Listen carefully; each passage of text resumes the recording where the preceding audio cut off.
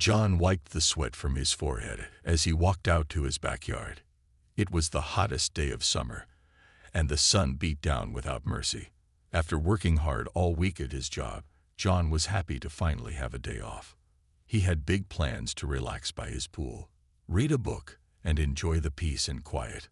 The pool had cost John a lot of money last year. He had saved for 5 years to afford it. John made sure to follow all the rules when he built it, putting up a tall fence around it with a gate that locked. Safety first. That's what John always said. As John set up his chair and placed his cold drink on the small table, he felt proud looking at his pool. The water was clean and blue, sparkling in the sunlight.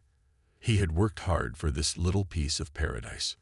John had just sat down and opened his book when he heard voices coming from the side of his house.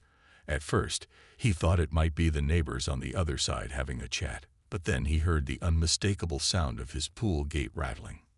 That's strange, John thought as he put down his book. No one else had keys to that gate.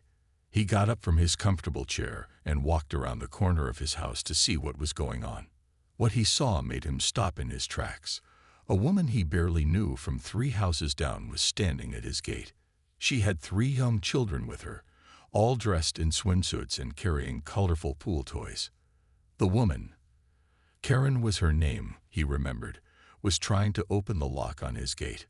John couldn't believe his eyes. He had only spoken to Karen once or twice when getting his mail. They weren't friends. They weren't even friendly neighbors who waved to each other. And here she was, trying to break into his pool area with her kids. "Excuse me," John called out, walking closer. "Can I help you with something?" Karen turned around, not looking the least bit embarrassed about being caught. Instead, she smiled like they were old friends. "Oh, hello there. We were just going to cool off in your pool for a bit. It's so hot today, and the kids have been begging to swim." John blinked in surprise.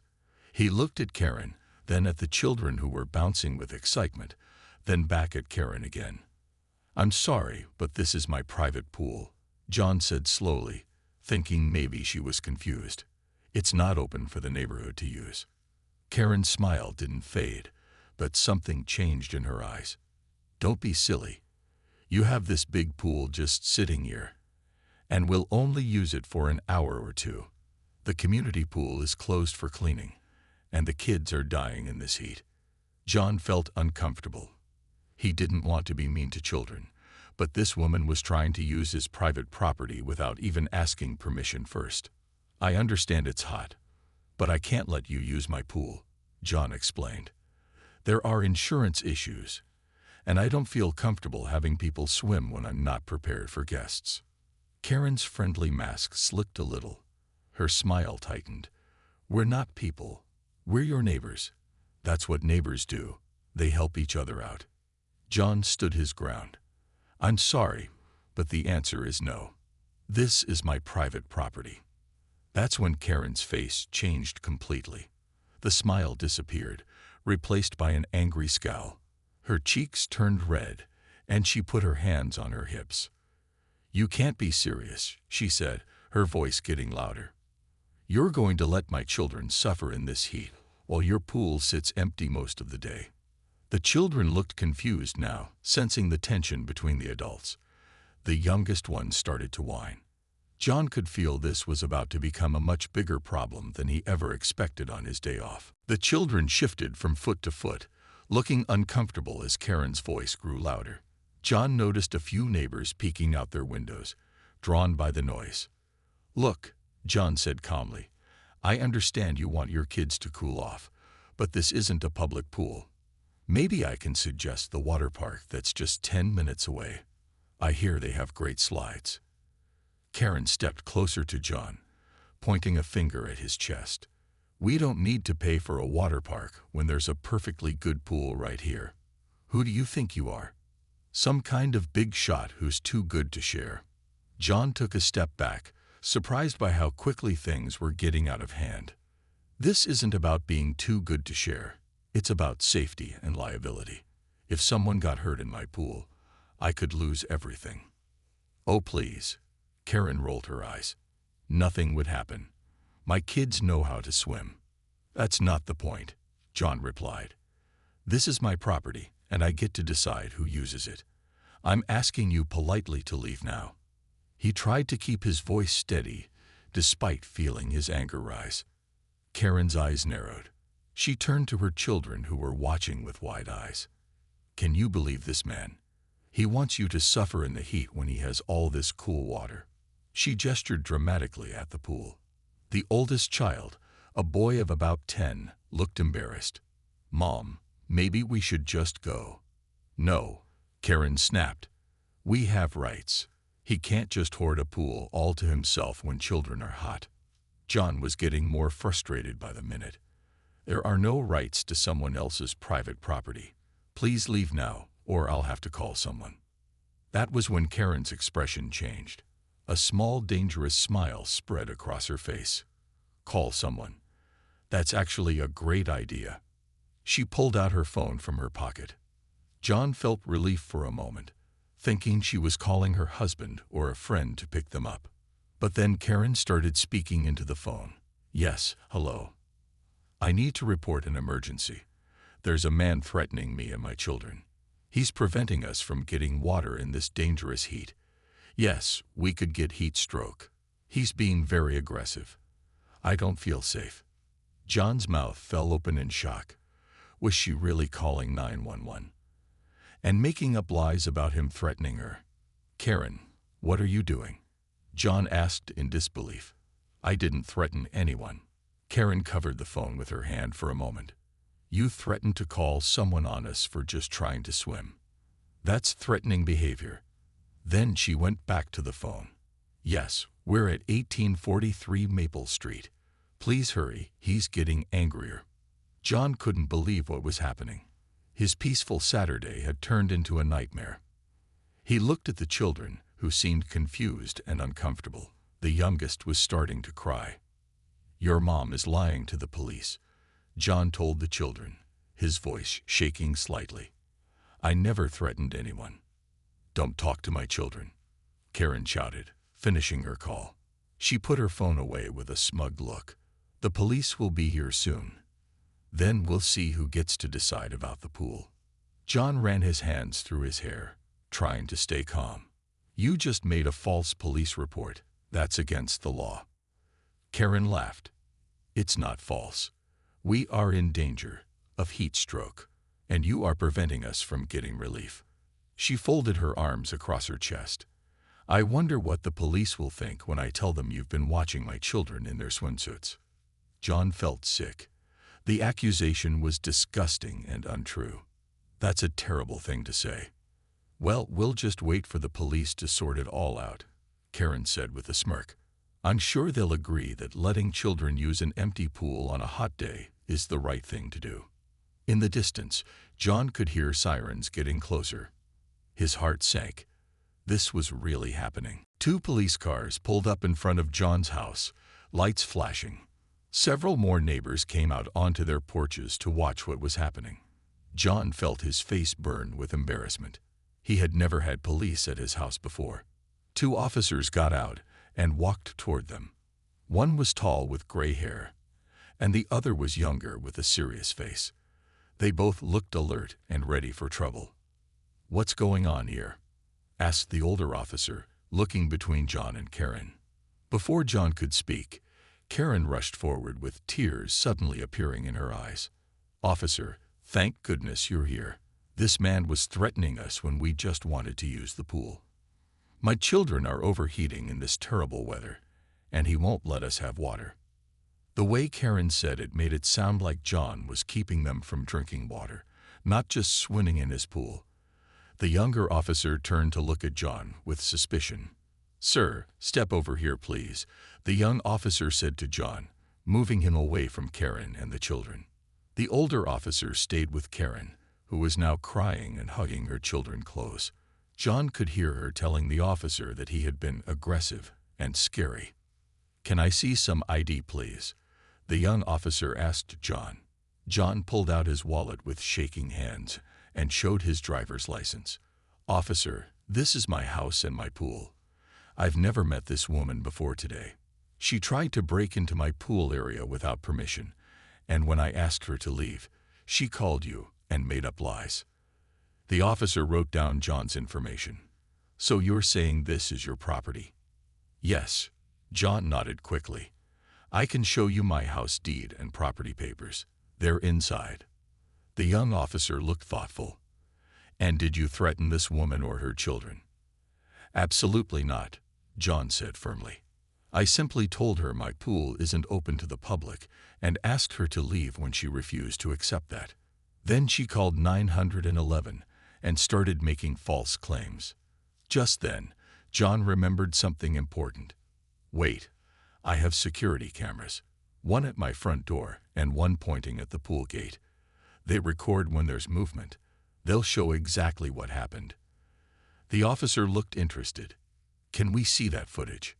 Meanwhile, the older officer was still talking to Karen, whose story seemed to be changing. Now she was saying she'd been invited to use the pool many times before, and that John had suddenly changed his mind when they showed up. "You're welcome to check the cameras," John told the young officer. "You'll see I never threatened anyone. She tried to open my locked gate without permission, and when I said no, she made up lies to get you here. I think she hoped you'd force me to let her use my pool." The two officers spoke to each other briefly. Then the older one asked John, "Can we see those security recordings now?" John led them to his front door, while Karen waited with her children, looking less confident now. Inside, John pulled up the security app on his tablet. The footage clearly showed Karen trying to open the locked gate without permission, then getting angry when John refused to let her in. There was no sign of John threatening anyone. The officers watched the video carefully. When it finished, they looked at each other with understanding. "Well, this certainly clears things up," said the older officer. He looked disappointed but not surprised, like he had seen this kind of thing before. The young officer added, "The video shows no threats being made. It actually shows the opposite of what was reported to us." They walked back outside where Karen was waiting, now looking nervous instead of angry. The children seemed confused and uncomfortable in the hot sun. The older officer approached Karen with a stern expression. "Ma'am, we need to have a serious talk about what really happened here." Karen's face turned pale. She suddenly didn't look so confident anymore. The older officer stood in front of Karen with his arms crossed. "Ma'am, we've reviewed the security footage, and what we saw doesn't match what you told us on the phone." Karen's face turned red. She glanced at her children, then back at the officers. There must be some mistake. He was threatening us before the cameras started recording." The young officer shook his head. "The cameras record when there's movement. They caught everything from when you first approached the gate. There were no threats made by the homeowner." "But my children," Karen's voice grew loud again. "They're suffering in this heat. Isn't there some law that says people have to help children in danger?" The older officer sighed. "Ma'am, there's no law that says a private homeowner has to let strangers use their swimming pool. And frankly, your children don't appear to be in any medical distress from the heat." He looked at the children, who were standing quietly nearby. They weren't even sweating much. The youngest one was playing with a small toy car, not seeming bothered by the heat at all. Furthermore, the officer continued, "Calling 911 for a non-emergency situation is against the law. So is making false claims to police officers." Karen's mouth opened and closed like a fish out of water. She seemed shocked that things weren't going her way. The young officer turned to John. "Sir, do you want to press charges for attempted trespassing or filing a false police report?" John thought for a moment.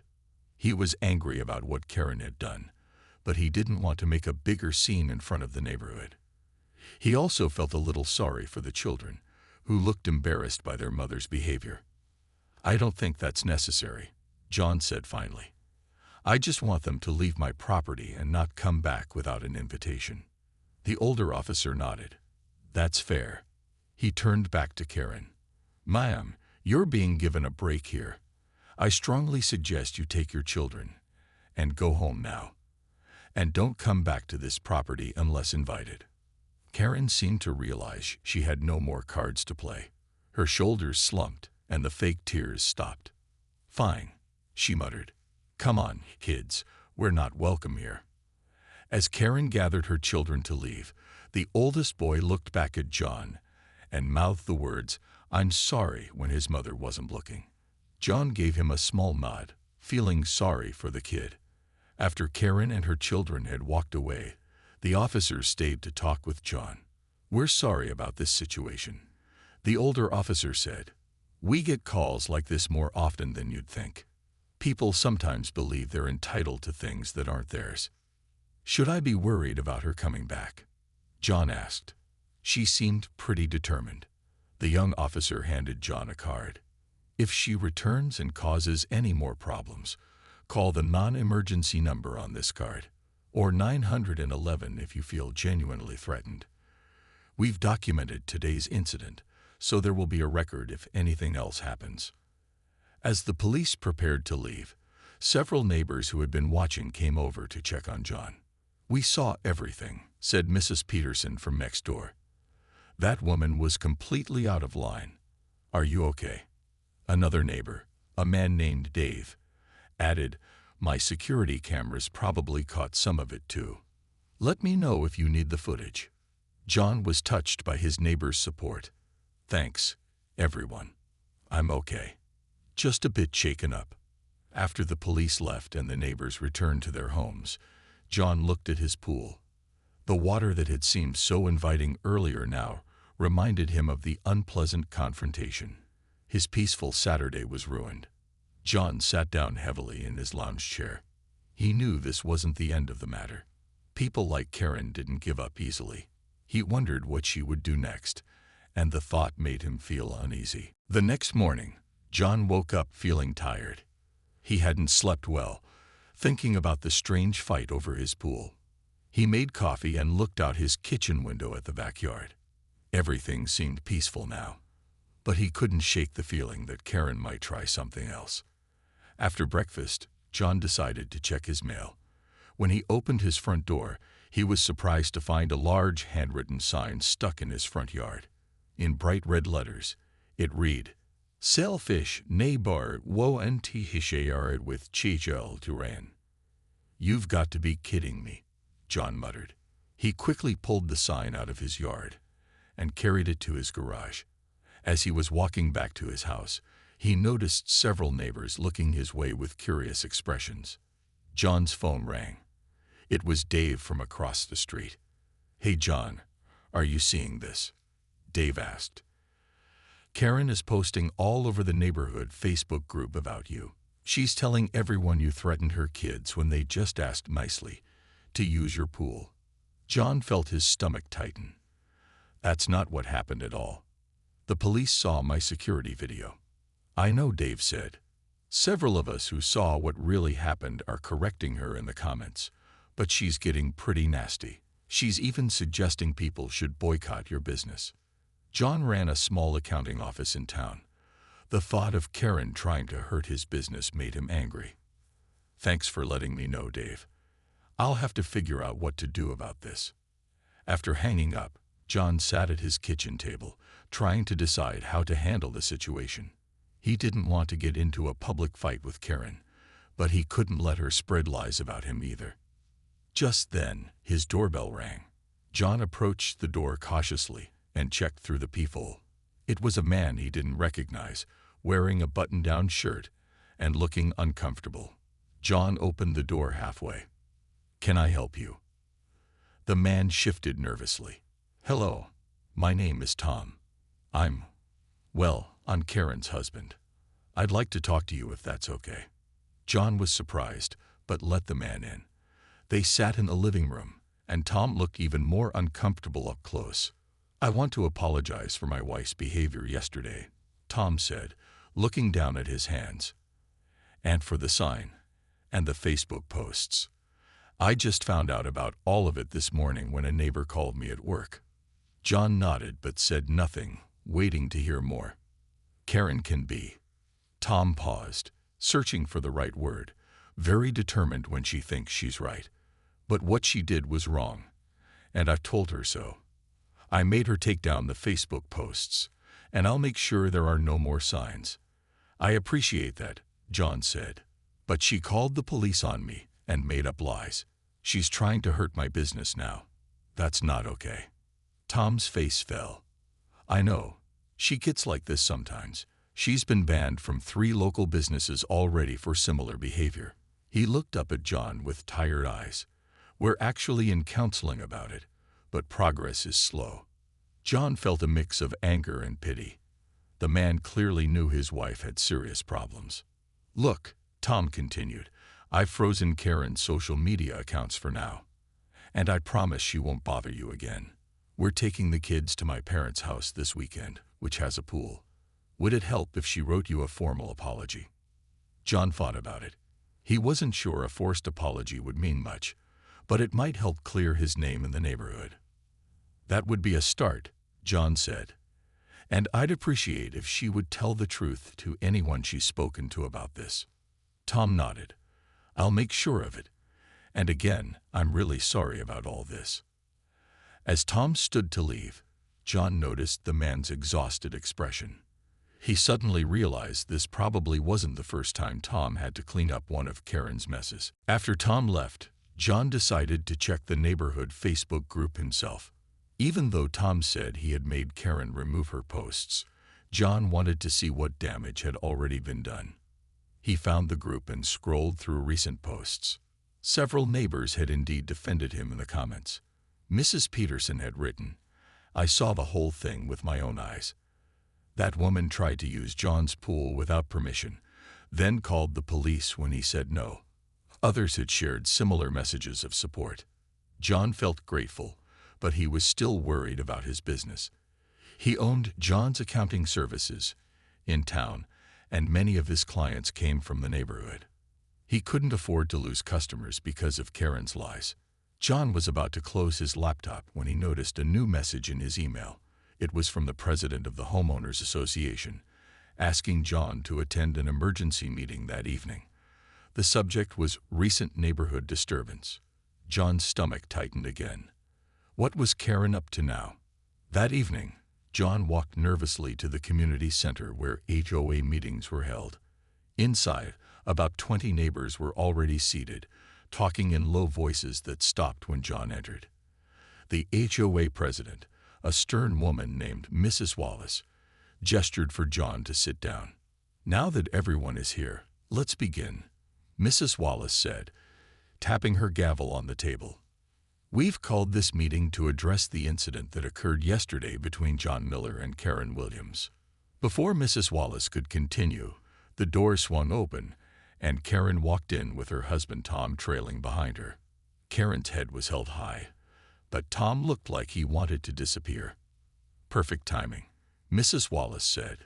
Please have a seat, Karen and Tom. John noticed that Karen was holding a folder full of papers. His worry grew stronger. Had she prepared some kind of case against him? Mrs. Wallace cleared her throat.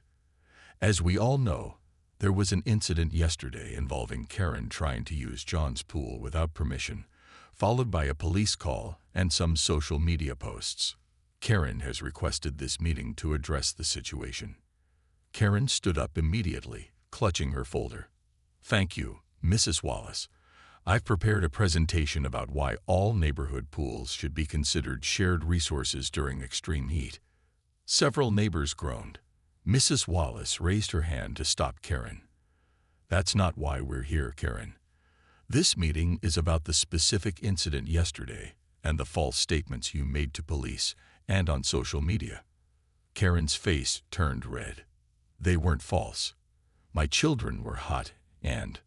Tom stood up and gently took Karen's arm. Karen, remember what we discussed at home, he said quietly. The room was silent as Karen and Tom seemed to have a private conversation with just their eyes. Finally, Karen's shoulders dropped. She opened her folder and pulled out a single sheet of paper. Fine, she said. I have a statement to read. In a flat voice, Karen read from the paper. I want to apologize to John Miller for trying to use his pool without permission. I should not have called the police or posted on social media about the incident. What I did was wrong, and I am sorry." The apology sounded forced, but John was surprised she made it at all. He nodded in acceptance when she looked his way. Mrs. Wallace seemed satisfied. "Thank you, Karen. Now, the HOA has made a decision about this matter." John held his breath. He hoped the HOA wasn't going to force him to share his pool, or something equally ridiculous.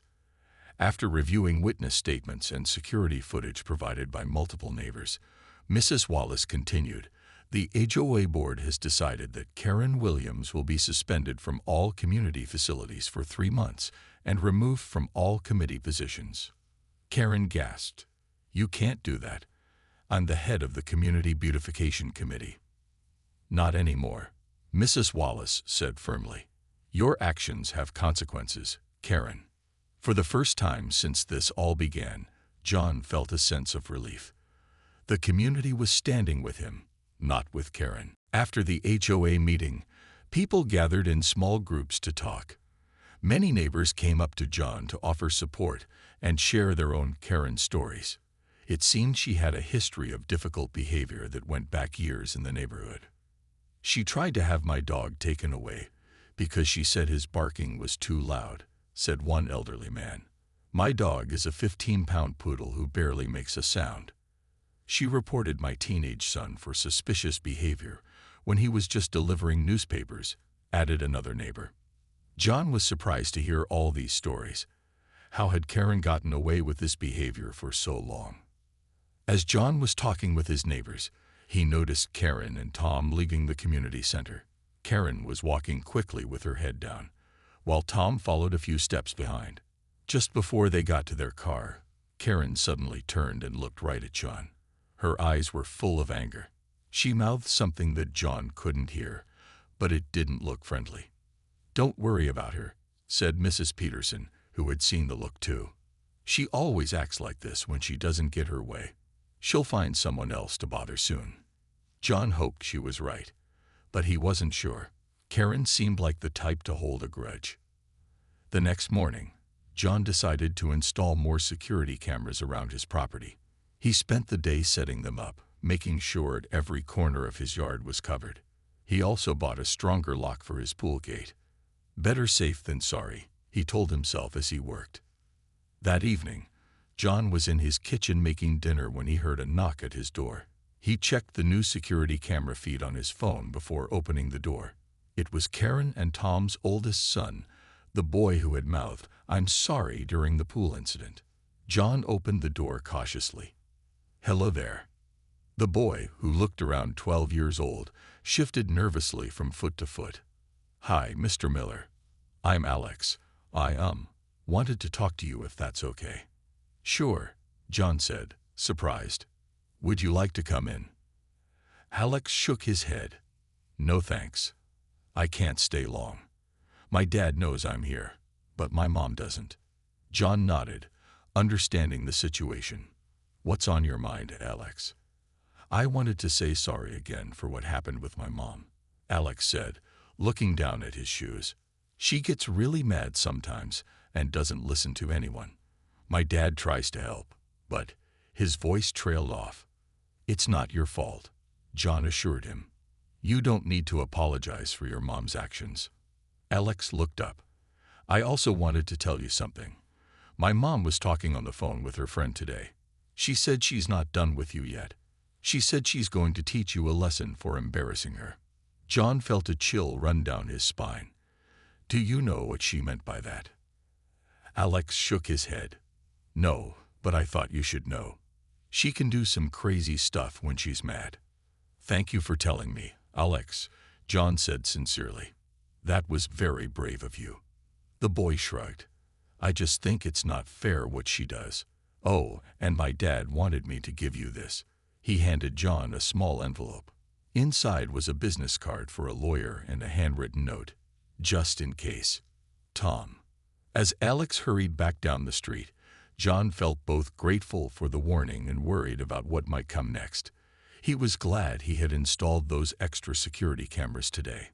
Something told him he might need them soon. That night, John had trouble sleeping again. He kept checking his phone to see the security camera feeds.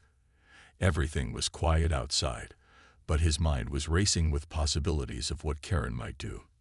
As he finally drifted off to sleep around midnight, he decided he would call the lawyer Tom had recommended first thing in the morning. The next morning, John called the lawyer Tom had recommended.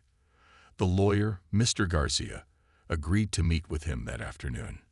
John was nervous about needing legal help, but Alex's warning had really scared him. After the call, John checked his security cameras again. Everything looked normal, but he couldn't shake the feeling that something was wrong. He decided to walk around his yard to make sure everything was okay. As John walked toward his pool, he suddenly stopped. The water in his pool looked strange. It wasn't the clear blue color it should be. Instead, it was cloudy and had a greenish tint. John knelt by the edge and dipped his testing kit into the water. The results were shocking. The chemical balance was completely wrong. "Someone put something in my pool," John muttered. He checked his security camera footage from overnight, but didn't see anyone near the pool. Then he realized there was a small gap in the camera coverage just behind the pool shed. Someone could have snuck in through his neighbor's yard at that spot without being seen. John called a pool service company immediately. When the pool expert arrived, he confirmed John's fears. "Someone put hair dye and cooking oil in your pool," the expert said, shaking his head. "It's going to take a lot of work to clean this up. You'll need to drain the whole thing, clean it thoroughly, and refill it. It'll cost at least $1,000 and take several days." John was angry now.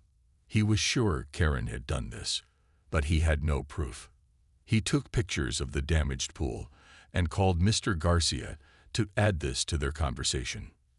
That afternoon, as John was getting ready to leave for his meeting with the lawyer, he heard a loud commotion outside. He looked out his window and saw Karen standing in the middle of the street with a group of about 10 people. They were holding signs that said things like, "Share your pool and water is a right." "You've got to be kidding me," John said under his breath. He grabbed his phone to record what was happening. Karen was speaking loudly to the group. "This is the house of a selfish man who would rather let his pool sit empty than let children use it during a heat wave. We're here to stand up for water access for all." Most of the protesters didn't look like they were from the neighborhood. John guessed Karen had found them online or through friends. But a few neighbors were watching from their yards with confused expressions. John was about to call the police when he saw a police car already turning onto his street. Someone else must have called them. Just then, Tom's car also pulled up. He jumped out and ran toward Karen, looking horrified. "Karen, what are you doing?" Tom shouted. "You promised to stop this." "We agreed." Karen ignored her husband and kept leading chants with her small group of protesters. The police officers approached carefully and asked to speak with Karen privately. While this was happening, John noticed Dave and Mrs. Peterson coming toward his house from the back. They beckoned for him to come to his back door. "We've got something you need to see," Dave said when John opened the door. He held up his phone. "My security camera faces your back fence. Look what it caught last night around 2 a.m. John watched the video. It clearly showed Karen sneaking through the gap in the camera coverage, carrying something toward his pool. The video quality was good enough to identify her beyond any doubt. "She's the one who damaged my pool," John said, feeling a mix of anger and relief. "I can prove it now." Mrs. Peterson nodded. "We've already sent this to the police. They'll be talking to her about more than just an illegal protest now." John looked back out his front window. The police were still talking to Karen, but now one officer was on his radio, likely hearing about the new evidence. Tom stood nearby, looking completely defeated. 1 month later, John sat on his back porch drinking lemonade with Dave and Mrs. Peterson. His pool sparkled in the sunlight, clean and blue once again. The 3 friends watched as workers finished installing a taller fence around John's property. "Well, that's the last section," John said, pointing to the workers completing the fence. 6 feet high with no gaps. Nobody's sneaking in now." "Smart move," Dave nodded. Though I don't think Karen will be bothering you anymore. After the protest and the discovery of the security footage showing Karen vandalizing the pool, everything had changed quickly. The police had arrested Karen right in front of all the protesters. She was charged with trespassing, vandalism, and filing a false police report. The sight of Karen being led to the police car in handcuffs had shocked everyone in the neighborhood. "Have you heard how her court case is going?" Mrs. Peterson asked, sipping her lemonade. John nodded. "Mr. Garcia told me she took a plea deal. She has to pay for all the damage to my pool, plus do 100 hours of community service. She also has to attend anger management classes." "What about Tom and the kids?" Dave asked. "Tom filed for divorce last week," John said quietly. "He came by to tell me himself. He said he's tried for years to get Karen help, but this was the final straw. He's getting full custody of the children for now." The three sat in silence for a moment, thinking about how one person's entitled behavior had torn apart a family and disturbed the whole neighborhood. "Alex stops by sometimes," John added. "He's a good kid. He helps me with yard work on weekends. I think he just wants to be around normal adults for a while." Mrs. Peterson smiled. "That's kind of you to let him help." Just then, John's phone buzzed with a text message. It was from Mr. Garcia. "Just wanted to let you know the HOA approved your pool sharing program proposal. Congratulations." John smiled and showed the text to his friends. The community pool day is officially happening. After everything that had happened, John had realized something important. While Karen had been completely wrong in her approach, the neighborhood really could use more pool access during hot days. Many families couldn't afford their own pools or memberships to private clubs. So John had proposed a solution to the HOA. Once a month during summer, he would host a supervised community swim day at his pool. Families could sign up ahead of time, sign liability waivers, and bring their children to swim for a few hours. The HOA would provide insurance coverage and lifeguards for these events. "First community swim day is next Saturday," John said. "I've already got 10 families signed up." "That's a great idea," Dave said. "Solving the problem the right way with permission and planning. Unlike Karen's approach." "Speaking of Karen," Mrs. Peterson said, lowering her voice, "I heard she's moving away after the divorce is final. Her sister lives in another state." John felt relief at this news. Even with the new fence and the legal consequences, he had worried about Karen's grudge against him. As the workers packed up their tools and drove away, John looked around his yard. The new fence, the clean pool, the plans for community swim days. All of these changes had come from a terrible situation. But somehow things had worked out for the best. "Who wants to swim?" John asked suddenly, standing up. "The pool's all ready, and it's a hot day." His friends laughed and agreed. As they went inside to change into swimwear John had ready for guests, John took one more look at his backyard. This pool had caused so much trouble, but now it would bring joy to the neighborhood, the right way, with respect, permission, and goodwill. Some entitled people like Karen never learned, but John had learned something valuable. Sometimes the best response to selfishness was not to fight back with more selfishness, but to find a generous solution that worked for everyone. That was the real victory in this whole crazy story.